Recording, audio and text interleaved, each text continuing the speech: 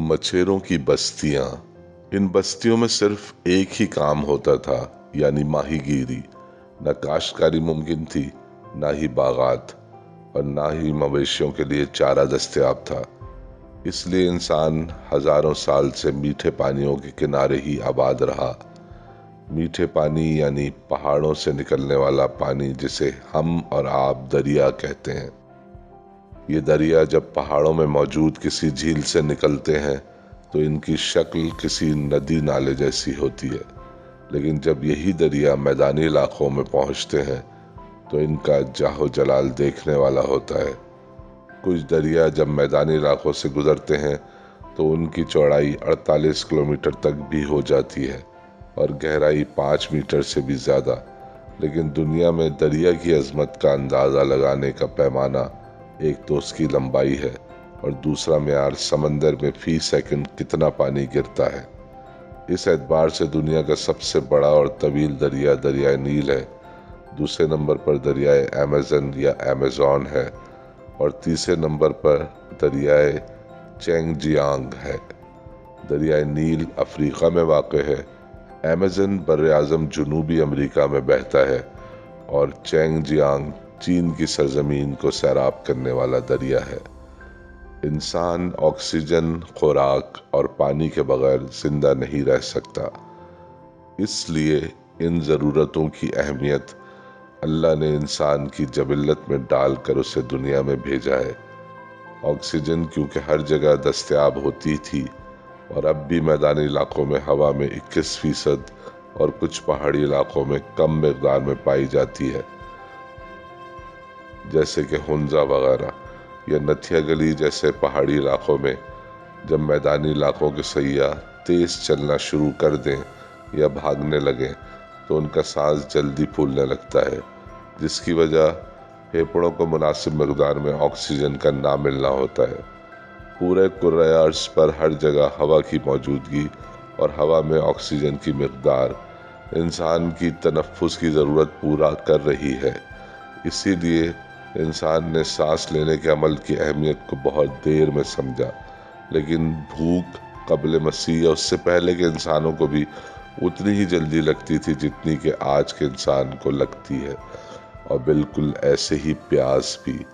صفائی اور نہانے دھونے کے لیے بھی پانی ہی ایک ایسا سیال ہے جو ہر جاندار کے لیے فرحت بخش اور صحت بخش اثرات رکھتا ہے، جبکہ انسانی جسم میں بھی پانی کی ایک مناسب مقدار کا موجود رہنا بھی اتنا ہی ضروری ہے جتنا کہ خون میں جذب ہونے کے لیے آکسیجن کا۔ نتیجتاً انسان نے ہزاروں سال پہلے جینے کا یہ ڈھنگ سیکھ لیا کہ زندگی میٹھے پانی کے ساتھ ہی ممکن ہے، اور میٹھے پانی کا مطلب ہے دریا، جس کا پانی صاف بھی ہے، ذائقہ دار بھی اور صحت بخش بھی۔ اناج، جانوروں کا چارہ، سبزی اور کاشتکاری کے لیے بھی دریا کا پانی نہایت فائدہ مند ہے۔ انسان اپنی ابتدائی معاشرت میں زراعت سے ناواقف تھا، مگر بارش اور دریا کے پانی کے کرامات نے اور انسان کے مشاہدے نے اسے یہ ضرور سکھایا کہ زمین سے نباتات پیدا ہوتے ہیں، اور اس کی وجہ پانی ہے۔ ہزاروں سال پہلے کا انسان خودرو پیڑ پودوں اور جڑی بوٹیوں سے ہی کام چلا لیتا تھا۔ اسے خاص طور پر کسی چیز کو اگانے کی ضرورت اس وقت تک محسوس نہیں ہوئی جب تک خوراک کی دستیابی اس کی ضرورت سے زیادہ رہی۔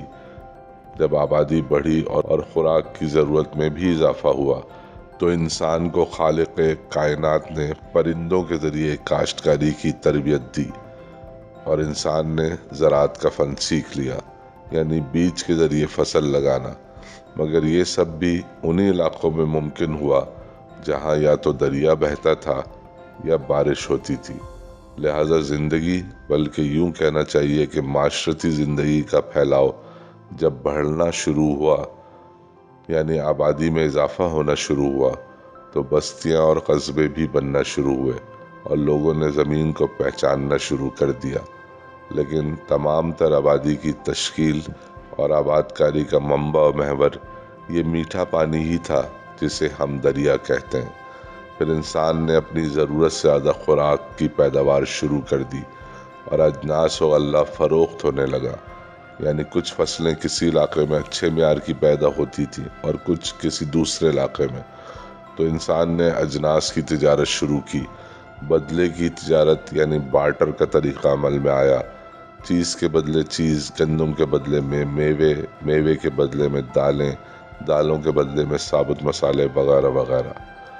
ہزاروں سال سے انسان نے اپنا مسکن دریا کے کنارے ہی بنائے رکھا، اور زیادہ تر میدانی علاقوں میں انسانی آبادیاں ترقی کرتی گئیں، لیکن دریا صرف انسانوں کے لیے ہی زندگی کا سرچشمہ نہیں رہے، دریا کے ساتھ جانوروں نے بھی رہنا شروع کر دیا، بلکہ یوں کہنا زیادہ بہتر ہوگا کہ پہلے جانور ہی دریا کے کنارے آباد ہوئے اور انسان نے بعد میں اپنے مکان دریاؤں کے کنارے بنانے شروع کیے۔ جانوروں کو کھانے کے لیے چارہ، اور جو جانور چارہ نہیں کھاتے انہیں کھانے کے لیے دوسرے جانور دریا کے کنارے آسانی سے مل جاتے تھے۔